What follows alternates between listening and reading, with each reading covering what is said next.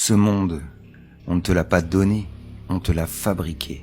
Comme un décor, un programme, une illusion collective qu'on t'a appris à prendre pour la réalité. Dès l'enfance, on t'a formaté à y croire, à obéir avant même de penser, à réciter avant d'oser ressentir. L'école t'a appris à répondre juste, mais pas à poser les vraies questions. Et ici, je parle du système, pas de celles et ceux qui donnent le meilleur d'eux-mêmes, souvent sans savoir ce qu'ils servent. À eux, tout mon respect. Cette école, donc, t'a appris la compétition, la conformité, la peur de l'erreur, jamais l'intuition, la créativité libre, ni la sagesse du cœur. Elle t'a fait croire qu'il fallait des diplômes pour être intelligent, des concours pour mériter d'exister. Mais tout ça, c'était un piège, une fausse intelligence, froide, sèche, programmée pour trier, classer, dominer. Rien à voir avec l'intelligence du cœur, du lien ou du vivant, juste une prison pour l'esprit. Et aujourd'hui, cette intelligence superficielle se fait balayer par une encore plus creuse, l'intelligence artificielle. Une machine sans âme qui vient révéler l'imposture. Parce qu'un intellect sans conscience, ça se remplace, ça se vend, ça se jette. Ils ont osé appeler ça la méritocratie. Mais c'était juste une hiérarchie de l'ego.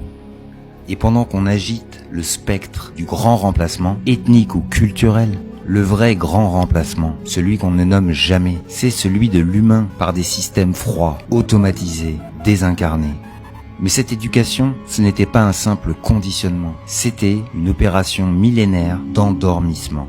Une hypnose collective, tissée génération après génération, pour maintenir l'humanité à genoux, coupée de son pouvoir, séparée du vivant, déconnectée du divin.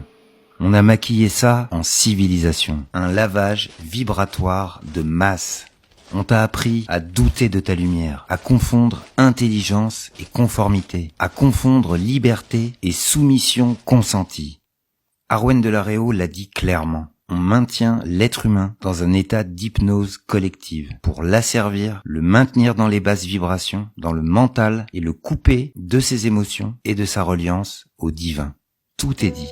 C'est exactement ce qui s'est passé.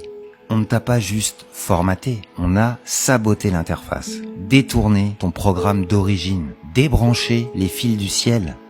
On t'a appris à avoir peur de ta propre puissance, à rejeter ce qui ne se mesure pas, à censurer ce qui vibre trop haut, à appeler folie ce qui est juste une mémoire retrouvée, à traiter de complotiste et à enfermer avec ceux qui délirent sur la terre plate, celui qui ose simplement interroger la version officielle de la réalité.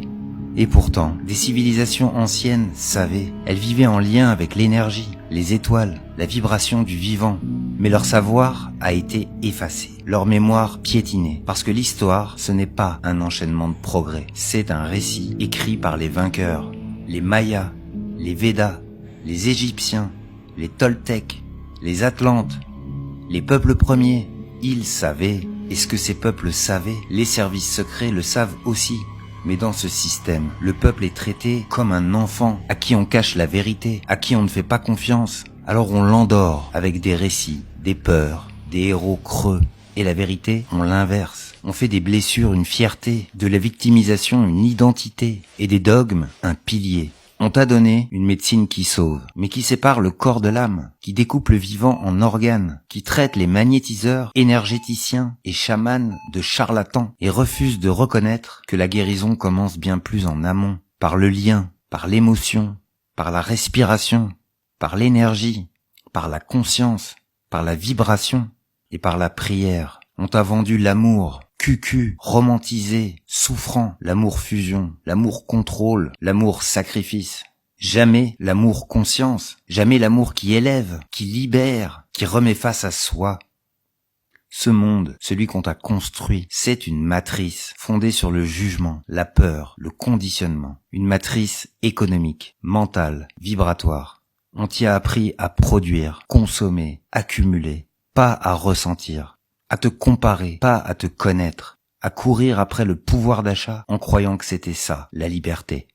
Dans ce monde, l'émotion est une faiblesse, l'intuition suspecte, le silence dérangeant. Penser autrement, c'est risquer l'exclusion. Les Toltecs appelaient ça le rêve de la planète. un rêve collectif qu'on t'a appris à rêver, mais qui n'était pas le tien. Et à force, tu t'es adapté, tu as coché les cases, souri quand il fallait, obéi à des lois absurdes, baissé ta vibration. Tu t'es un peu perdu, coupé de ton âme éternelle, et tu as pris la matière pour vérité, oubliant que la matière elle-même n'est qu'une illusion d'énergie ralentie.